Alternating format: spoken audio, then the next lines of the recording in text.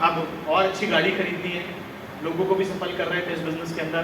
तो अगली गाड़ी मेरी ज़िंदगी में आई दोस्तों, ब्लैक कलर की शेवरले क्रूज, 20 लाख रुपए की टॉप मॉडल मैंने खरीदी। और इस बिजनेस में आने के बाद जो मेंटालिटी डेवलप हुई थी कुछ इस तरह से हुई थी कि मैं अपनी डायरियों में लाइनें लिखता था। एक लाइन सर किसी इवेंट में मैंने सुनी थी कि किसी लड़के ने आके स्टेज पे बोला कि मैं पति बनने से पहले करोड़पति बन चुका हूं। तो मैंने भी वो लाइन लिखी कि पति बनने से पहले करोड़पति बनना है, पति तब तक नहीं जब तक करोड़पति नहीं। ये लाइन लिखी मैं और अपने माइंड को इंस्ट्रक्शन दिया, अपने माइंड को ये मैसेज दिया, माइंड को ट्यून किया। बोलते हैं लाइफ सेट करने से पहले अपना माइंड सेट करना होता है, और अगर आप माइंड सेट नहीं करोगे आपकी लाइफ कभी सेट नहीं होगी। तो माइंड को सेट किया, ये मिडिल क्लास के लिए सेट था, इसको अमीरी के लिए सेट किया। कई रिश्तेदार बोलते थे अमीर बनना बहुत मुश्किल है, हमें भी ये लगता था मुश्किल है, लेकिन इस इंडस्ट्री में आने के बाद माइंड सेट क्या किया कि गरीबी में रहना कौन सा आसान है, अला वो तो और ज्यादा मुश्किल है। तो जब अमीर बनना भी मुश्किल है और गरीब रहना भी मुश्किल है तो हम तो अमीर वाला मुश्किल चुनेंगे। गरीबी में जाके देखो ज्यादा मुश्किल है, अमीर बनने तक थोड़ा मुश्किल है, लेकिन उसके बाद मौजा ही मौजा, शाम सवेरे होना मौजा ही मौजा, सब मजेदार जिंदगी है। फिर कोई टेंशन नहीं है, हर जगह एसी होता है, फ्लाइट में एसी, गाड़ी में एसी, होटल में एसी। मेरे तो हर रूम में एसी है घर के अंदर, मेरे हर रूम में, मेरे बेडरूम में, मेरे ड्राइंग रूम में, मेरी बेटी के रूम में, मेरे गेस्ट रूम में, एवरी रूम, चारों रूम में एसी। मेरे घर में ना पापा मम्मी रहते, हर रूम में एसी लगवाया हुआ है मैंने। मेरी गाड़ी 4 गाड़ियां मेरे पास, सब में एसी। फ्लाइट में जाता हूँ एसी, ट्रेन में जाता हूँ एसी, घर में एसी, होटल में एसी। आपको भी चाहिए एसी तो करानी पड़ेगी ऐसी ही तैसी। ऐसे नहीं आता एसी। अगर हर जगह चाहिए ना एसी तो अगले 2 साल करानी पड़ेगी ऐसी की। सर 50 डिग्री में भी काम किया है, और ठंड में दिल्ली में 5 डिग्री में भी मोटरसाइकिल पे रात को 2-2 बजे घर पे लौट के आए हैं। बारिश में भीग के भी हम सेमिनार में पहुंचे, लेकिन बहाना नहीं बनाया कभी बारिश का। बस यही बोलते थे ऊपर देख के कोई नहीं, जितना बरसना है तुझे आज बरस ले, क्योंकि थोड़े टाइम बाद तेरे और मेरे बीच में छत आ जाएगी। काम करेंगे क्या हो गया, बहाने नहीं थे कभी भी। लेकिन लोग ना छींक आ जाती है बहाने बना देते हैं, सर छींक आ गई सेमिनार में नहीं आएंगे, बूंद गिर गई ऊपर, गीली हो गई शर्ट, बारिश आ गई। Sir either you can make excuse और यू कैन मेक मनी, या तो तुम बहाना बना सकते हो या पैसा बना सकते हो, दोनों चीजें कभी एक साथ नहीं आती जीवन में। यस और नो? तो ठीक है, गाड़ी ये वाली भी आई, और उसके बाद तो फंडा समझ, मेरे पापा बोले गंदी बहुत होती है, काली स्क्रैच बड़े लगते हैं। मैंने कहा पापा आखिरी थोड़ी है, दूसरी तो है, दिक्कत क्या है? अब तो समझ में आ गया प्रिंसिपल क्या है जिंदगी में। Ask, believe, receive.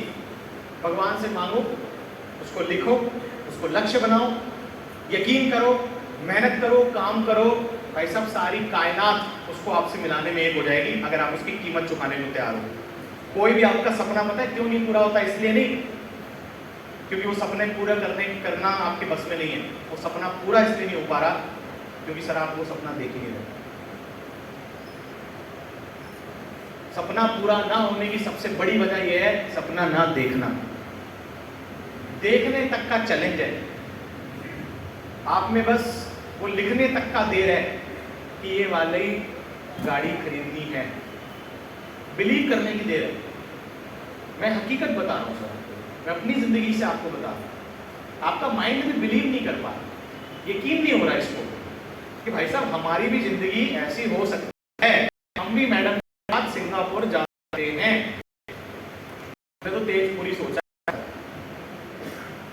सच बता रहा हूँ आपको। और जहां आप ये मेंटल ब्लॉकेज खोल दोगे ना, जिंदगी बदलने लग जाएगी। ऐसी बदली, ये देखो अगली नीली आई।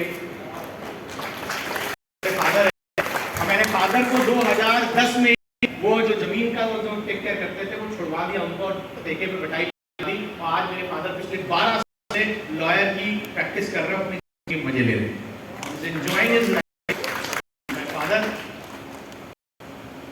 22 साल की दोस्तों, अलग अलग कंट्री मैंने घूमना शुरू करा। पहली कंट्री पहला लड़का बना जिसका पासपोर्ट बना, और जो दुबई गया 1 हफ्ते के लिए 1.25 लाख रुपए खर्च करके मैं आया था वहां पर।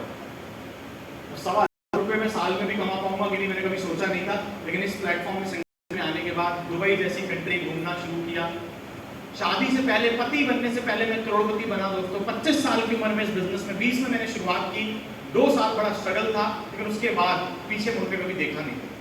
25 साल की उम्र में मैंने अपना करोड़ कमाया और 27 साल में मेरी शादी हुई, तब तक 2 करोड़ रुपए इस बिजनेस में कमा चुका था ऑलरेडी।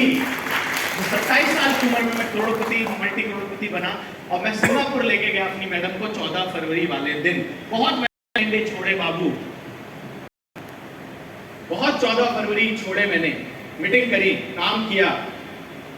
दिवाली होली मेरे लिए प्रायोरिटी नहीं थी, मेरे लिए प्रायोरिटी मेरी कामयाबी थी। तो मुझे पता था एक बार दिवाली नहीं बनाऊंगा तो मर नहीं जाऊंगा, एक बार वैलेंटाइन नहीं बनाऊंगा तो ऐसा नहीं है कि मेरे को अनारकली मिलेगी नहीं। लेकिन अगर मैं जीवन में सफल हो गया ना तो हर दिन वैलेंटाइन होगा, हर दिन दिवाली होगी, हर दिन ईद होगी।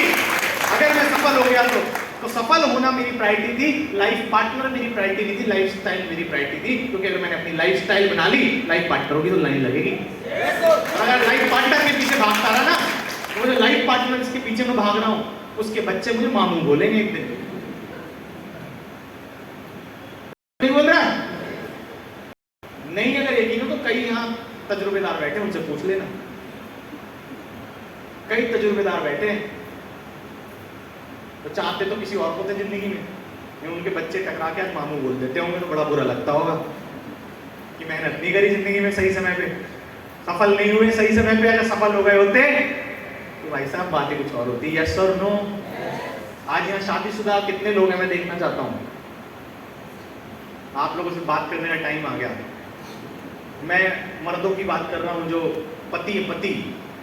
सर एक बात बताइए, आपकी जब शादी हुई थी तो आपने मैडम को क्या बोला था कि महारानी बना के रखूंगा? बोला था कि नहीं बोला था? रानी बना के रखूंगा बोला था आपके पति ने कि नहीं मैडम? यस और नो? रानी बना के आपकी बेटी को रानी बना के रखूंगा। अब आप अपने आप से आप एक बात पूछिए कि आपने आखिरी बार अपनी पत्नी से कब पूछा था कि बताओ तुमको क्या चाहिए? कब पूछा था आपने कि बताओ क्या चाहिए? जाने मन क्या चाहिए तुम्हें? चलो मेरे कहने से आगे काम करना, घर जाने के बाद पूछना अपनी मैडम से। पूछ सकते हैं आप? घर जाके पूछना तुम्हें क्या चाहिए। सच बता रहा हूं, एक ही शब्द निकलेगा, तलाक। क्योंकि तुमने बोला था रानी बना के रखूंगा और तुमने उसको नौकरानी बना के रखा है। यकीन नहीं तो पूछ लेना घर जाके। सुबह का नाश्ता, कपड़े, खाना, बर्तन सब वही करती है। यस और नो? बोला तो था रानी बना के रखूंगा और आज नौकरानी बना दिया। और अगर नेटवर्क मार्केटिंग में आ गए और सफल हो गए तो आप देख लो रहमत सर को और मैडम को, ऑडी में घूमती है मैडम, आगे में रहती है। शादी हुई वैलेंटाइन डे पे, मैं उनको सिंगापुर लेके गया, Marina Bay Sands 5 star hotel में रुकना, घूमना, मसीनों में खेलना, मजेदार जिंदगी। हाय हाय क्या वहाँ चिंग चोंग चू मिल गया, देखो वो बैठा है पीछे, नज़ारा पूछो मत, आप पीछे देखो ज़्यादा, डीप में मत जाना ज़्यादा। लेकिन क्या फीलिंग आती है बाय गॉड यहाँ पर जब आप स्टेटस पे लगाते हो ये फोटो, और वो स्टेटस सीन होता है ना।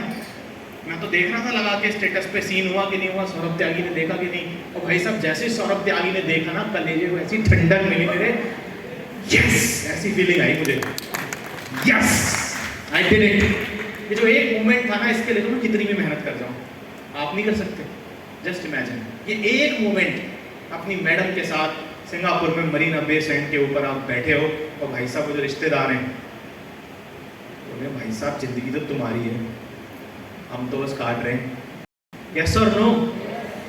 क्या मजा है आपकी मैडम को, क्या प्राउड फील होगी भाई साहब पति हो तो ऐसा। यस और नो? Yes sir. वरना तो कई बार तो अपने खुद के बच्चे सोचते हैं कि तुम्हें मेरे पापा बनना था, हैं? मैं भी चाहता था, मुझे बहुत डर लगता था कि जो मेरा बच्चा है कल को अगर उसने बोल दिया थी भाई साहब मेरा ही पापा बनना था तुम्हें। ऐसी जिंदगी है मेरी कि मेरे दोस्त आते हैं ऑडी से, मर्सिडीज से, और तुम मुझे स्प्लेंडर पे छोड़ने जाते हो। मेरे को नहीं चाहिए ऐसी घटिया जिंदगी और घटिया पापा। सर मैं बुरा मत मानना, आप अपने आप से पूछो, आप सब लोग अपने आप से पूछो एक बार,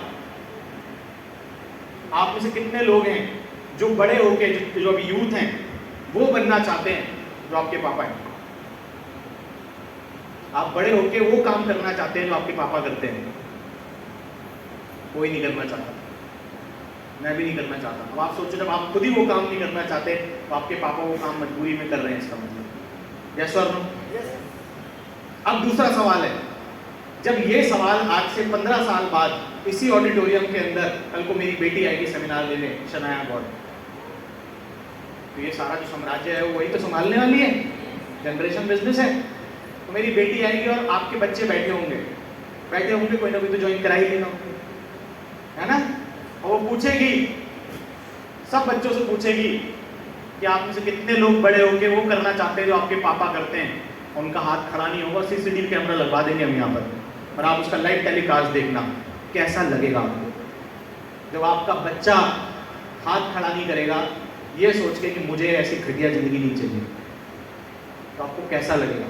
आपको अपने ऊपर ये फील होगा कि मैंने उस समय जब मुझे अपॉर्चुनिटी मिली मैंने मेहनत क्यों नहीं की, मैंने काम क्यों नहीं किया? यस और नो? लेकिन आज अगर कोई मेरे बच्चे से पूछे, आज अगर कोई रहमन सर के बच्चों से पूछे और वेस्टिजियन के बच्चों से पूछे जो लग्जरी गाड़ियों में चलते हैं, वो बोलते होंगे, और स्पेशली कुछ लेडीज में बता रहा हूँ जो लग्जरी गाड़ियों में चलती हैं, उनके बच्चों से जब पूछा जाता है ना स्कूल में कि तुम्हारे पापा क्या करते हैं, तो बच्चे बोलते हैं तुम पापा को मारो गोली, ये पूछो मेरी मम्मी क्या करती हैं, ऑडी में चलती हैं बेटा, मर्सिडीज में चलती हैं, BMW में चलती हैं, सनरूफ में निकलती हैं, ऐसे उनका स्वागत होता है, ऐसे उनकी एंट्री होती है। क्या आपको भी ऐसी जिंदगी चाहिए? यस और नो? मेहनत करने को तैयार हो? सीखने को तैयार हो? गिव अप तो नहीं करोगे? दोस्तों मैंने बस यही किया, मैंने कुछ अलग नहीं किया, सिस्टम को फॉलो करता चला गया और जिंदगी में अलग अलग कंट्री, चाइना घूमने गए, मेरी बेटी का बर्थडे था, एक ऐसी किसी सेमिनार में एक लाइन लिख के लाया था, पता है क्या लाइन? मैंने तो ऐसी लाइनें जो लिखी ना उसी को अपने जीवन का वो बना लिया, फलसफा, उन्हीं को मैंने अपनी लाइफ के गोल बना लिया, लाइफ का बेसिकली फंडा बना लिया। क्या लाइन लिख के लाया था कैसे सेमिनार से? वो लाइन बार बार सुनता था और बोलना शुरू कर दिया उस लाइन को कि मैं भले ही अमीर बाप की औलाद नहीं।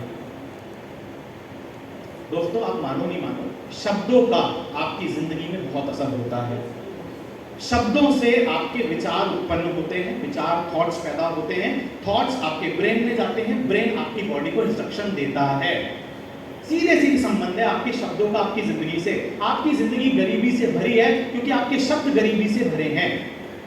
बहुत महंगाई है, बहुत दिक्कत है, अमीर बनना मुश्किल है, बहुत प्रॉब्लम है, बहुत समस्या है, इसीलिए समस्या है। आपके शब्द बदल जाएंगे, आपके विचार बदल जाएंगे, विचार बदल जाएंगे, आपकी जो केमिकल पैदा होते हैं माइंड में वो बदल जाएंगे और आपकी बॉडी अलग तरह से लगेगी। सिंपल फंडा है अमीर बनने का, शब्दों को बदलना। तो वो लाइन मैंने बदल ली जिंदगी में। क्या लाइन बोलनी शुरू करी अपने आप को? मैं अमीर बाप की औलाद तो नहीं, लेकिन वादा है कसम खुदा की अपनी औलाद का अमीर बाप बन के दिखाऊंगा। वादा है अपने आप से, मेहनत करूंगा, पीछे नहीं हटूंगा, काम करूंगा, कोई कुछ भी हो जाए, लेकिन अपनी औलाद का अमीर बाप बनूंगा। जुनून था इस चीज, जिद थी इस चीज, कुछ भी हो जाए। अगर ये नहीं किया ना मेरी जिंदगी बेकार। ये अपने आप से मैं बात करता हूँ। दुनिया आपको क्या बोलती है फर्क नहीं पड़ता, आप अपने आप को क्या बोलते हो इससे फर्क पड़ता है। और दोस्तों मेरे बर्थडे का भी बढ़िया नहीं बने, क्योंकि हम बर्थडे मनाते थे ना, मम्मी क्या बोलती थी, बर्थडे मनाओगे गिफ्ट आएगा, और गिफ्ट आएगा तो तुम्हें गिफ्ट देना पड़ेगा। फंडे मिडिल क्लास के क्या दिमाग होता था। लेकिन जब मेरी बेटी का पहला बर्थडे था दोस्तों, तो मैं उसका पहला बर्थडे मनाने के लिए उसको लेके गया हांगकांग डिज्नीलैंड, दुनिया की सबसे खूबसूरत जगह बच्चों की। पहला बर्थडे उसका हांगकांग में मनाया, 6 महीने में उसका पासपोर्ट बन गया। दूसरी कंट्री उसको मैं मकाओ लेके गया, तीसरी कंट्री में उसको सिंगापुर लेके गया।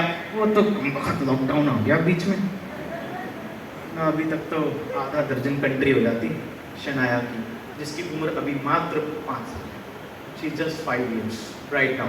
मेरा ख्वाब था कि मैं अपनी बच्ची को कॉलेज छोड़ने जाऊं तो लग्जरी गाड़ी में छोड़ने जाऊं, सनरूफ खोल के। तो दोस्तों उसके बाद मेरी ज़िंदगी के अंदर वेस्टीज आई, फिर तो और बहुत सारी कंट्रीज घूमने का मौका मिला, अबू धाबी, और यस मेरी ज़िंदगी में क्या आई, 10 साल 2 लेग वाली कंपनी में मैं था। 10 years। 2 लेग वाली कंपनी में मैंने काम किया और मैंने ये महसूस किया जब 10 साल उस कंपनी के अंदर हो गए, 2016 में भारत सरकार की गाइडलाइन आई, उसके अंदर ज़्यादा प्रोडक्ट नहीं थे। वेस्टीज में कितने प्रोडक्ट हैं? 350। दोस्त मैं 10 साल जिस कंपनी में था वहाँ कितने प्रोडक्ट थे? कितने प्रोडक्ट रहे होंगे सर? 1 प्रोडक्ट ओनली, वो भी हवा में था, कंप्यूटर कोर्स। और लोग यहाँ क्या बोलते हैं, सर आटा भी आ जाएगा, सर दाल भी आ जाएगा, सर झाड़ू भी आ जाएगी तो ठीक रहेगा, सर ये नहीं आता इसमें, ये नहीं आता इसमें। भाई साहब जिसको करना है